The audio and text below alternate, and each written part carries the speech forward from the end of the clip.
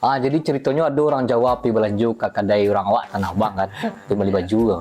Biasalah kalau Tanah Abang itu kan apa-apa orang Minang kok, apa orang awak kok setelannya rambut berminyak ya kan, baju kemeja masuk ke dalam kan, serwal lepis kok, kayak kulit pinggang. Tu ada sikit cik kok biasanya nyelek ceku. Ya, terumpain dia. Itu kan setelan rawak benar tuh. Jadi pak-pak itu pasti rawak. Nah, tuh bertanya lah orang Jawa aku ke orang awak kan, gimana udah ya kan, laris enggak dagangannya ya, dengan cik orang Jawa. Tuh lah orang awak aku, oh kalau jolong-jolong dulu alhamdulillah lah mas ya, ramai orang kan, tapi kudian-kudian nih enggak berjual beli katanya.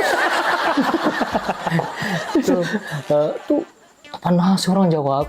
Lagi cik udah, tuh mungkin itu pengen hati kan. Tuh lanjutlah orang awak ngecek kan. Ada juga orang awak pas tiba di rantau tuh bingung juga pas nyambui apalah bahasa Indonesia kan. Akhirnya yang terkenal saya kan, misalkan beli minyak goreng gitu kan. Bu, beli minyak manisnya bu. Kalau kampung namanya minyak manis walaupun rasanya minyak manis agak gambang gitu ya. Tahu ada juga yang beli sepatu, beli sepatu. Bang, beli sepatunya bang, ya kan? Beli sepatu di cubuan di kanan, ya kan? Bang, ini yang sebelah subuh ini pas sama saya bang, tapi sebelah kida ini agak ke lapangan.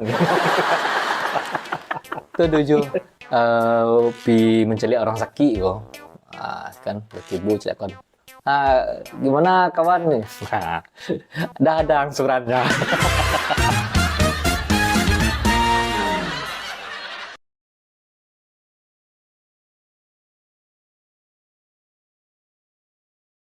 Dulu cerita si Caca sama si Putri aja kok. Banyak kisah si Caca itu, banyak kisah.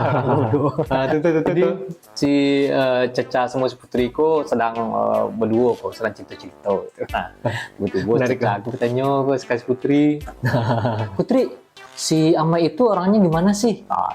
Suka aja ke si Amai kok. Enggak suka-suka lah sama si Amai.